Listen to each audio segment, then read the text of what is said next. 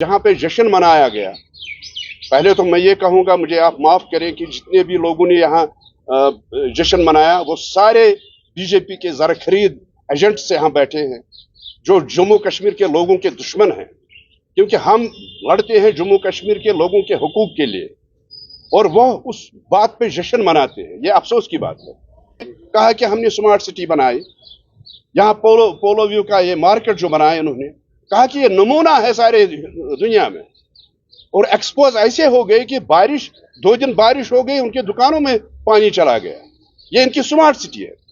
Smart city ये इनकी है कि इन्होंने सड़कों को तंग किया, जो पटरी बनाई है वो बड़ी है, सड़कें तंग है। बड़े अफसोस की बात है कि हिंदुस्तान जैसे जमहूरी मुल्क में, जो कि दुनिया की सबसे बड़ी जमहूरियत मानी जाती है, जो विपक्ष पार्टीज यहाँ पे हैं उनकी आवाज को दबाया जा रहा है। यही नहीं कि परमिशन नहीं दिया गया, बल्कि अफसोसनाक बात यह है कि हमारे सभी लीडर्स को, महबूबा जी हों, हमारे जनरल सेक्रेटरीज हों, हमारे वाइस प्रेसिडेंट्स हों, हमारे डिस्ट्रिक्ट प्रेसिडेंट्स हों, सबको या तो घरों में नजरबंद किया गया या थानों में नजरबंद किया गया। और दूसरे अफसोस की बात यह है कि फिर शाम को बीजेपी वालों ने कहा कि कोई गिरफ्तार नहीं था, किसी भी पीडीपी के वर्कर को, किसी भी पीडीपी के लीडर को गिरफ्तार नहीं किया गया, जबकि इस बात के हमारे पास सबूत हैं। कई वीडियोस हमारे पास आ गए जिनमें यह दिखाया गया कि कई हमारे लीडर्स घरों में नजरबंद हैं, कई हमारे लीडर्स थानों में बंद हैं। तो यहाँ मैं अगर जिक्र करूंगा, ये हमारे डिस्ट्रिक्ट प्रेसिडेंट बडगाम है, ये घर में नजरबंद थे। ये डिस्ट्रिक्ट प्रेसिडेंट श्रीनगर है, ये थाने में, इसमें पारिमपोरा थाने में बंद थे। ये कोशिन साहब हमारे स्टेट सेक्रेटरी है, ये यहाँ राजबाग थाने में बंद थे। हमारा इकबाल त्रंबू साहब कॉन्स्टिट्यूंसी इंचार्ज है इसका, छानपोरा कॉन्स्टिट्यूंसी का, वो राजबाग थाने में बंद था। इसी तरह सैकड़ों लोग, ये एक की बात नहीं, 2 की बात नहीं, 10 की बात नहीं, बल्कि सैकड़ों हमारे लीडर्स और कारकुनान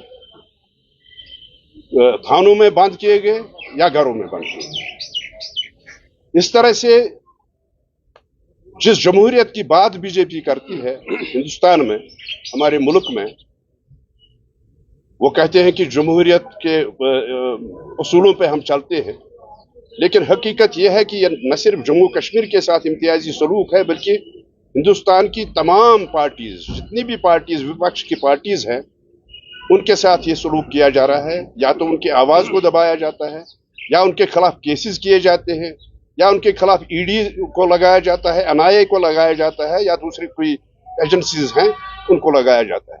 हाल ही में आपने देखा होगा, हम बहुत मशकूर हैं, शुक्रगुजार हैं, हम ज्यादा 370 पे बात नहीं कर सकते हैं, इसलिए कि सब जुडिस मामला है सुप्रीम कोर्ट में, ऑनरेबल सुप्रीम कोर्ट में, और उसकी हियरिंग चल रही है वहां पे, तो इसलिए हम वजाहत के साथ बात नहीं करते हैं। लेकिन एक उम्मीद हमें जगी है कि सुप्रीम कोर्ट में इंसाफ होगा। जम्मू कश्मीर के लोगों के साथ जो नाइंसाफी हुई है, उस नाइंसाफी को दूर करने के लिए सुप्रीम कोर्ट हमारे साथ इंसाफ करेगा, यह हमें उम्मीद जगी है। तब से, जब से हाल ही में 2-3 दिन पहले राहुल गांधी जी जो कांग्रेस के लीडर हैं, उनके खिलाफ एक निचली अदालत से फैसला आया, उनको 2 साल की सजा दी गई, फिर हाई कोर्ट ने उसको बरकरार रखा और सुप्रीम कोर्ट ने उसको सेट असाइड किया और यह हिदायत दी कि उसकी जो सदस्यता है लोकसभा में, उसको बहाल किया जाए। और मुझे लगता है कि उससे हमारी भी उम्मीद जगी है कि शायद सुप्रीम कोर्ट हमारे साथ इंसाफ करेगा, यह हमें पूरी उम्मीद है।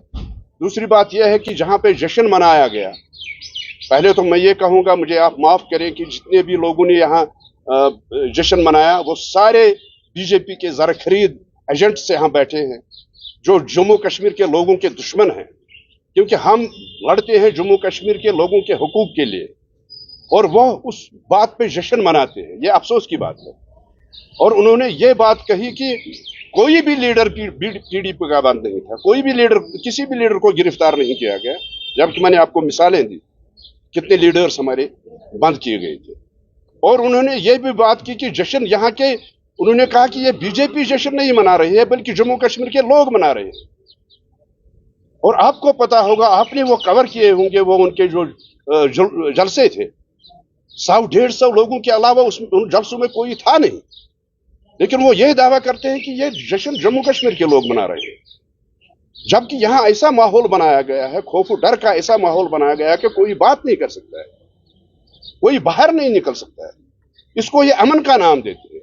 ये अमन यहां नहीं है।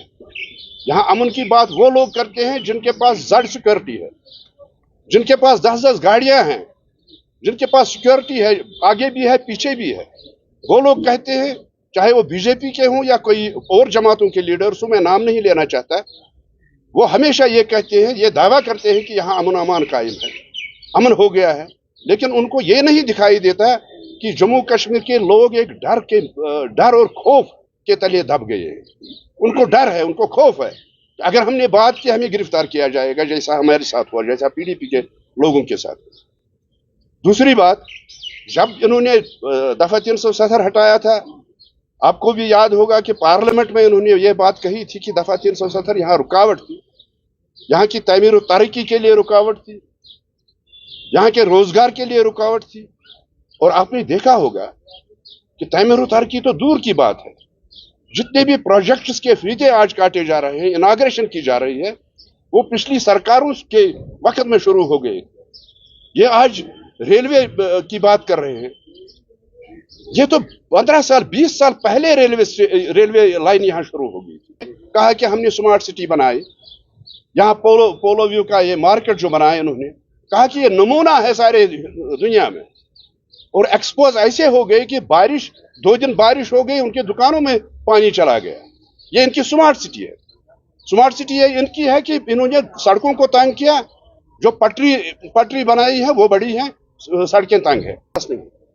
और जितने भी लिस्ट यहाँ निकले एसएसबी के जरिए, 3-4 लिस्ट जितने भी निकले, उनको कालादम करार दिया गया। उनमें करप्शन था, उनमें धांधली थी, उनमें घोटाला था।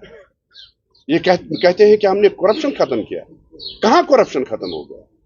मुझे जरा ये बताए कि ये नाचने से, गाने से ये साबित नहीं कर सकते हैं कि जम्मू कश्मीर में हालात ठीक है। अगर जम्मू कश्मीर में हालात ठीक हैं तो इलेक्शन क्यों नहीं करते? इसीलिए आपको मैंने तकलीफ दी कि ये जो दावा करते हैं वो दावे बिल्कुल खोखले हैं, कोई उसमें सच्चाई नहीं है।